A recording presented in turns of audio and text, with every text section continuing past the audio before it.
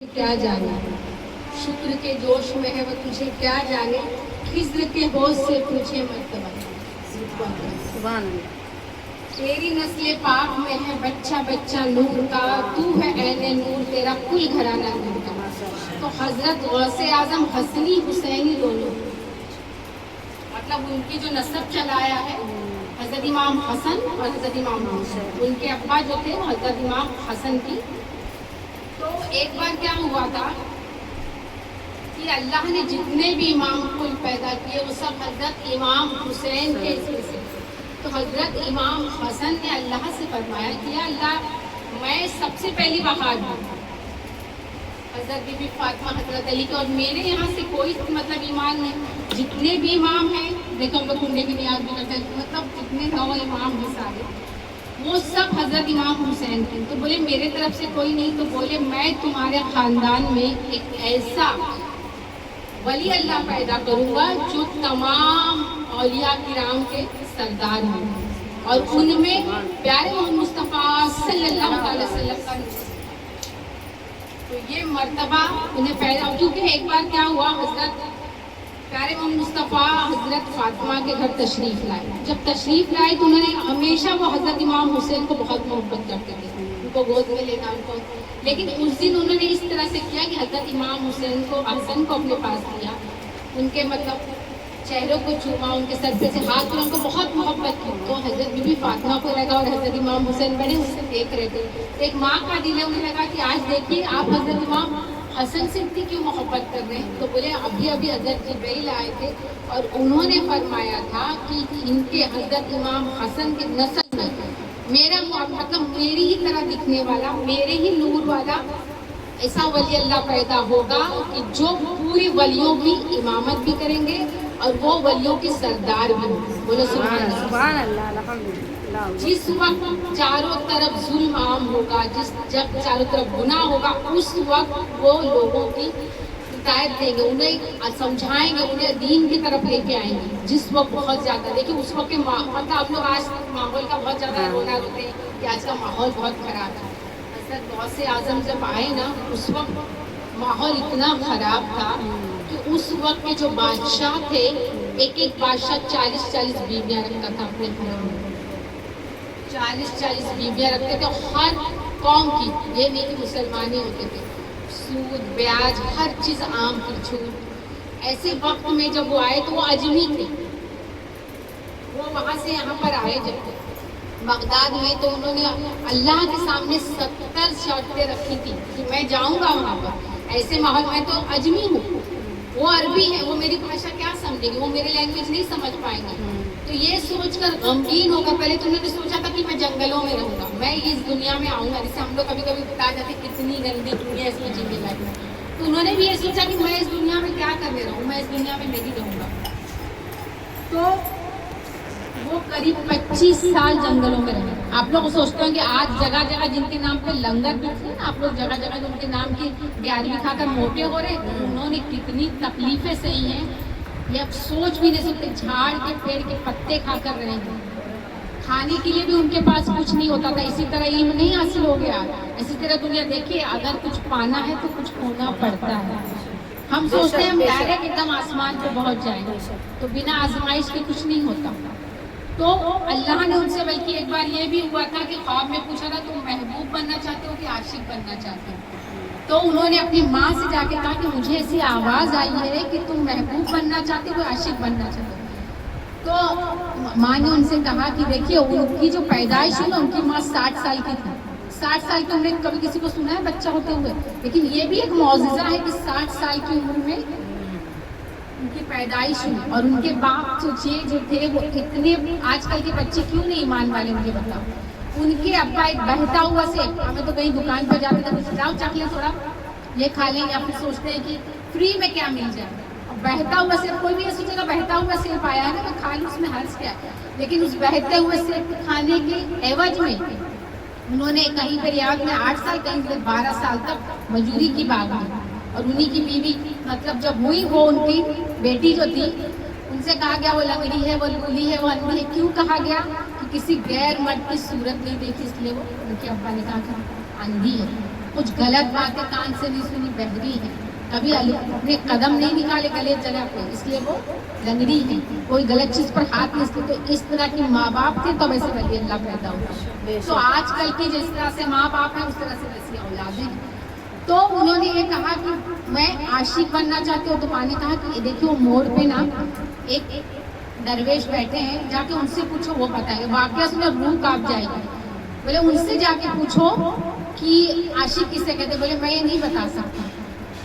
وہ پیدائشی 17 پارے حفظ تھے حضرت غوث اعظم، کیونکہ ماں ہر کام کرتے ہوئے کلام پاک کی تلاوت کرتی رہتی ہے. آج کل کی مائیں کیا کرتی ہے، ٹی وی چالو ہے، موبائل چالو ہے، سب کچھ چالو ہے. تو اس طرح سے بچے بھی ہیں، جو ہم بیس بنا رہے ہیں ویسے بچے بھی ہیں. تو ہم بچوں کو تہمت نہیں دے سکتے، ہماری خود کی پرورش میں غلطی ہے.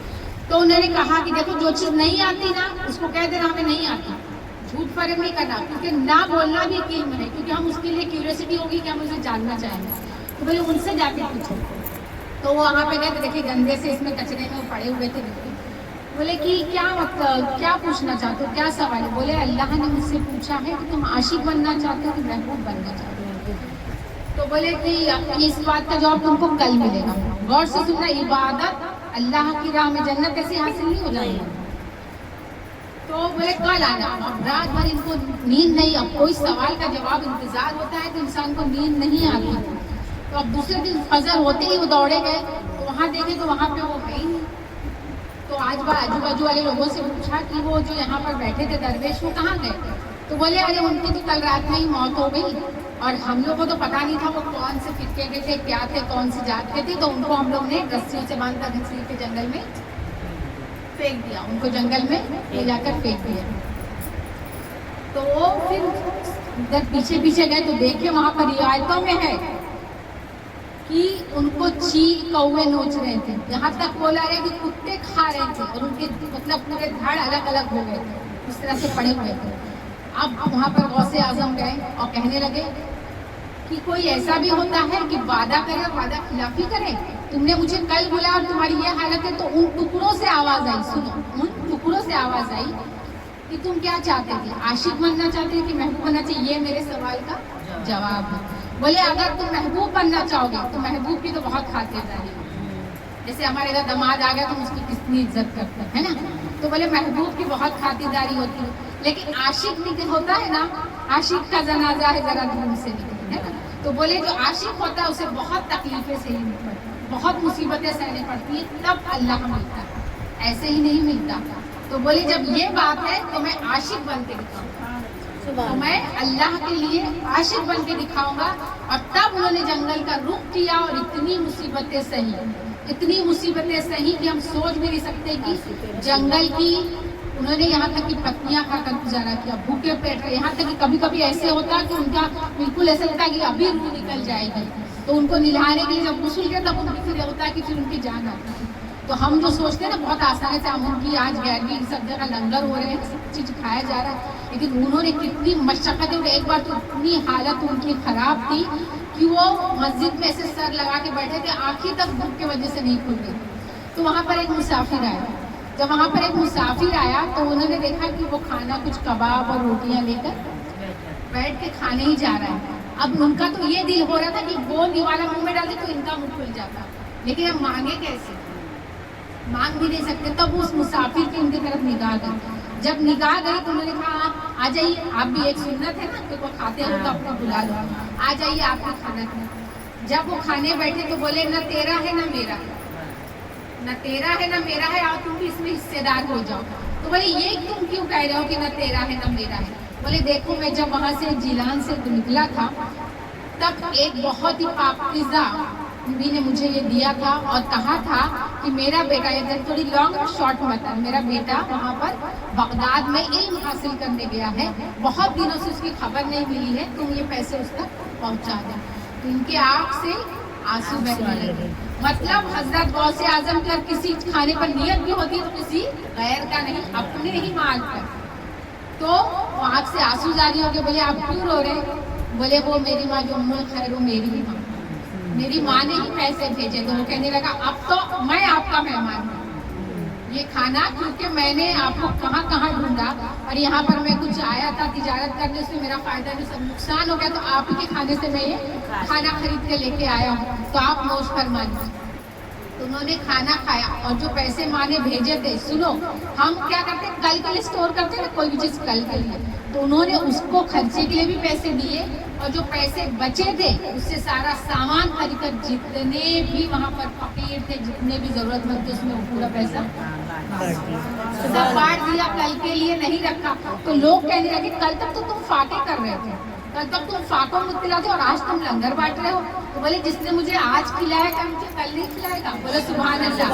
تمہارا اللہ پہ اعتماد کتنا ہے یہ اللہ کی ذات دیکھتا ہے کہ تم کتنا اللہ کی ذات کو یقین کرتے ہو. کبھی کبھی تو وہ جہاں کچرا کوڑا پڑا ہوتا وہاں چلے جاتے کہ میں جا کے وہاں سے ہی کچھ اٹھا کر کھا لوں تو دیکھتے وہاں پہلے ہی کافی لوگ ہیں تو وہ وہاں پر بھی نہیں کھاتے تھے. اور آج ہم لوگ غوث اعظم کی 11ویں مناتے لیکن ہم ان کے کون کون سے عمل ہم لوگ کتنا ان کو فرما برداری کر رہے ہیں. تو ہمیں یہ سب ہم جب 11ویں منا رہے ہیں تو انہوں نے کیا کہا اللہ نے یہ فرمایا کہ اللہ سے ڈرو اور سچوں کے ساتھ رہو اور سچوں کا سردار کون ہے حضرت غوث اعظم. تو اور حلال کھاؤ اور سچ بولو. تو کیا ہم حلال کھاتے ہیں اور ہم سچ بولتے ہیں اس پر ہمیں ضرور غور کرنا چاہیے. انشاءاللہ یہ ضرور سوچ لیں کہ ہم حق بولیں سچ بولیں اور حلال کھائیں. انشاءاللہ کوشش کریں گے سب. السلام علیکم.